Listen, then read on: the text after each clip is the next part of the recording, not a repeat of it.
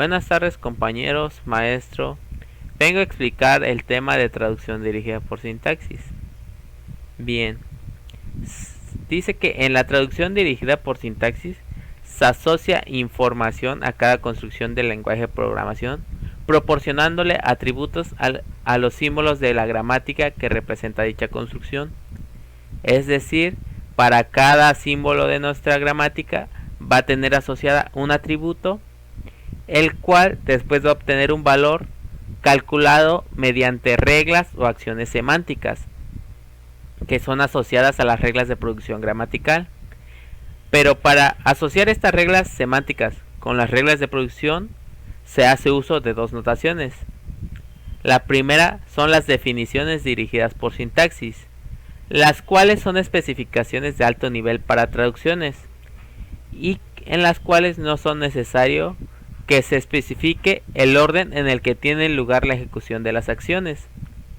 Por otra parte, están los esquemas de traducción, en los cuales sí se indica el orden en el que se deben de evaluar las reglas semánticas. Pero la evaluación, ¿cómo se hace? Bien, pues la evaluación se hace analizando sintácticamente la cadena de componentes léxicos de entrada. Se construye el árbol de análisis sintáctico y después se va recorriendo el árbol para evaluar las reglas semánticas en cada uno de sus nodos. A la traducción de la cadena de componentes léxicos, esto es el resultado que se obtiene al evaluar las reglas semánticas. Y la evaluación de estas reglas se puede generar código, guardar información en una tabla de símbolos o emitir mensajes de error, entre otras actividades. Bien, pero hay que saber que hay casos especiales en los que se puede implementar en una sola pasada toda esta evaluación de las reglas semánticas. Esto durante el análisis sintáctico. Entonces no es necesario construir el árbol de análisis sintáctico o algún grafo donde se muestren las dependencias entre atributos. Bien, ahora hablaremos de la definición dirigida por sintaxis un poco más detallado. La definición dirigida por sintaxis es una gramática de contexto libre, en la que cada símbolo gramatical tiene un conjunto de atributos asociados, y dichos atributos pueden ser divididos en dos subconjuntos, los cuales son llamados atributos sintetizados y atributos heredados. Pero antes de pasar a la explicación de estos dos, ¿qué puede almacenar un atributo? Pues un atributo puede almacenar cualquier cosa, ya sea una cadena, un número, un tipo, una posición de memoria, entre otras cosas más. Y pues el valor de un atributo en un nodo de un árbol sintáctico se define mediante una regla semántica que es asociada a la regla de producción utilizada para obtener ese dicho nodo de nuestro árbol sintáctico.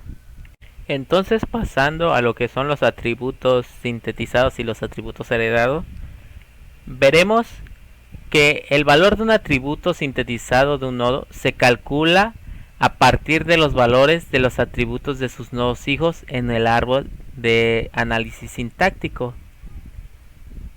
Es decir, teniendo un nodo A, sabemos que este tiene una producción de alfa, y esta alfa va a tener en algún momento un valor un valor asociado, y pues esto en un árbol sería como que este es el nodo A y alfa que va a tener algún valor. Entonces al sintetizar este atributo, pues el valor de nuestro atributo A, de nuestro nodo A, va a pasar a ser el valor que tiene nuestro nodo de alfa. Por otro lado está los atributos heredados, que el valor se calcula a partir de los valores de los atributos en los nodos hermanos y padre de nuestro nodo, de nuestro nodo. Es decir, teniendo nuestro nodo A y tenemos alfa 1, y por otro lado podemos tener alfa 2, entonces nuestro atributo para un nodo se va a calcular con la ayuda de nuestros atributos de los atributos hermanos y padre de nuestro de un árbol sintáctico. Eso es a lo que se refiere atributos heredados. Bien, y entonces cada valor de cada nodo de nuestro árbol representa una instancia de un símbolo gramatical y por tanto tiene sus propios valores para cada atributo, es decir, cada nodo en una diferente instancia va a tener un solo valor asignado o valores diferentes asignados. Bien, pero ahora para obtener esto se ocupa, como ya lo dijimos, las reglas semánticas, las cuales establecen dependencias entre los atributos y estas dependencias pueden representarse mediante un grafo. En el grafo de dependencias se obtiene un orden de evaluación de todas estas reglas semánticas. Y la evaluación de estas reglas se define los valores de los atributos de todos los nodos del árbol de análisis sintáctico para cualquier cadena de entrada de componentes léxicos. Ahora, a este árbol con los valores de atributos se le conoce como árbol decorado o árbol con anotaciones. Son las dos formas con las que se conoce al árbol que muestra los valores de cada atributo. Y al proceso de aplicar la evaluación de esta regla semántica se le llama decorar el árbol o anotar el árbol. Cualquiera de estas dos formas es correcta. Ahora es turno del esquema formal para una definición dirigida por sintaxis. Pues el esquema ya se ha venido hablando desde un inicio como es. Dice que para cada regla de producción, en este caso podemos poner como ejemplo A que produce a alfa, tiene asociado un conjunto de reglas semánticas que pueden ser de la forma B igual a F de C1, de C2 o hasta CK. Es decir, pueden tener varias expresiones. Aquí vemos una regla semántica que fue asociada a una regla de producción. Entonces nos dice que F es una función o bien pueden ser tratados como atributos sintetizados de A y que C1, C2, CK son atributos de los símbolos de alfa. Recordando que un atributo sintetizado es el atributo que toma valor de los atributos de sus nodos hijos. En este caso alfa es el hijo de A, por eso es que dice que puede ser tomado como un atributo sintetizado, que B, que es el atributo de A, puede ser un atributo sintetizado tomado de los atributos del alfa, que es su hijo. O bien B puede ser un atributo heredado de que puede ser de uno de los símbolos de alfa, y C1, C2 o CK son atributos de los símbolos restantes de alfa o bien de A, recordando que un atributo heredado es el atributo que toma valor de los atributos de sus hermanos o sus padres, sabiendo que A es el padre de alfa, pero alfa puede ser C1, C2 o CK, puede tener ese atributo. Por ejemplo, C1 puede tomar su valor con ayuda de los atributos de CK hasta de C2, hasta CK, ya que estos son sus hermanos. Pero estos dos, se dice que el atributo B siempre va a depender de estos atributos C1, C2 o CK, siempre en cualquiera de los dos casos. Entonces, una gramática con atributos dice que es una definición dirigida al sintaxis en donde las funciones de las reglas semánticas no pueden tener efectos colaterales. Pero por otra parte, las asignaciones de las reglas semánticas a menudo se escriben como expresiones, y estas dichas expresiones se escriben como llamadas a procedimientos o fragmentos de programa, y estos sí pueden contener un efecto colateral para la gramática.